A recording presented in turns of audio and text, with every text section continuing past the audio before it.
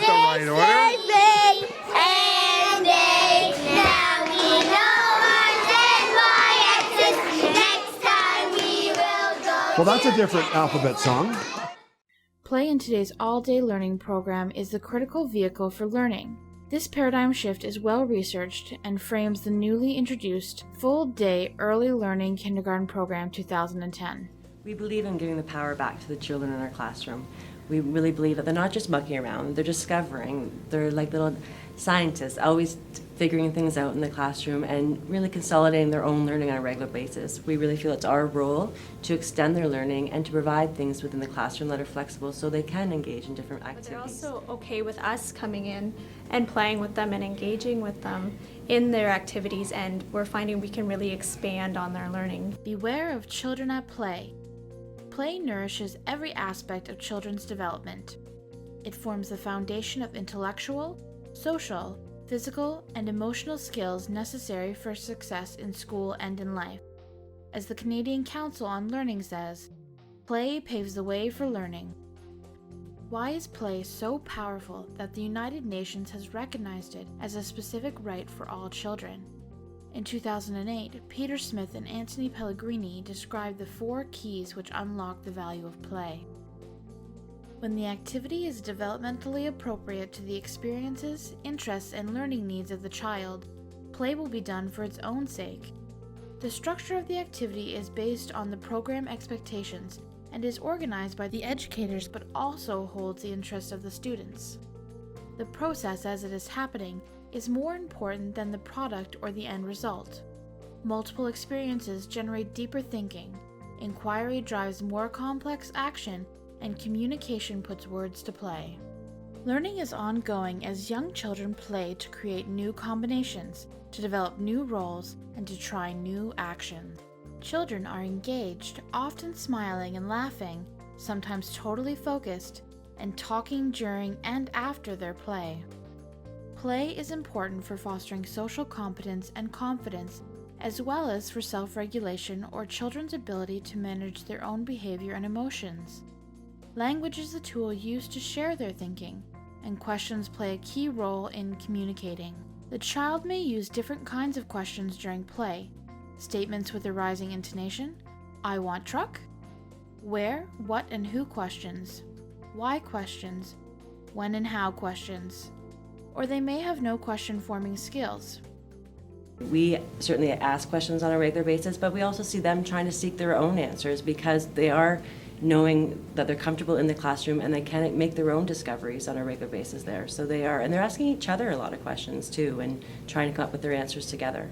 We might have to change the question 2-3 times before they actually understand what we're trying to ask them, but it's being flexible enough to work with their level of thinking. In conversations with students peppered with statements and questions, educators model language and extend children's language use. Knowledge of the child's development guides the teacher who is careful not to close down conversations by asking too many questions or those one-word answer questions. It is during play that children have rich conversations that develop listening and language skills, including the asking and answering of thought-provoking questions. So they're having those real experiences, so it's not just the end product, but it's the means of the process throughout the entire day, and we're stepping in, trying not to be a helicopter or sabotaging their play too. That's a tricky balance sometimes, but I'm really encouraging that growth is happening and trying not to miss those moments. And having 2 of us in the room, we're able to do that a lot easier.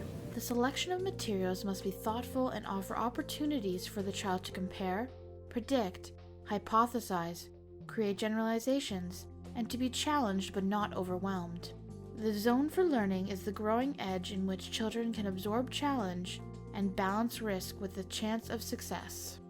Wanting to extend the play, educators need to be part of the play, to model it, to see it from the child's perspective, and to scaffold the language. Note that Jen invites Colin into the conversation wherever possible. What are you building here? A ramp. How are you building it? We put those on. Okay.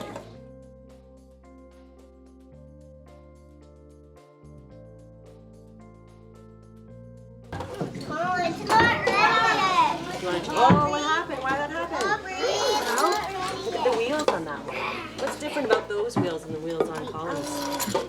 Columns are bigger than this one.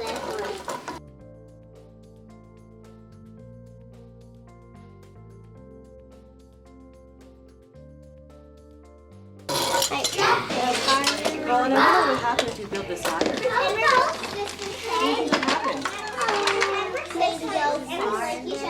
It might go farther. Do you want to try?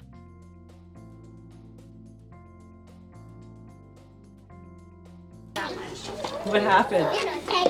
It went far. You think it went further? Want to try again? What about if you use a car with smaller wheels, Colin? What do you think will happen? What's this? Why'd that fall off? Lifelong success will depend on children having a toolkit of skills, which include collaboration or teamwork, content like literacy and numeracy, communication including both oral and written, creative innovation, and confidence. Each of these 5 C's is nurtured in play. As children move from the block center to real life, the data is striking. Successful learning at play provides skills for a bright future.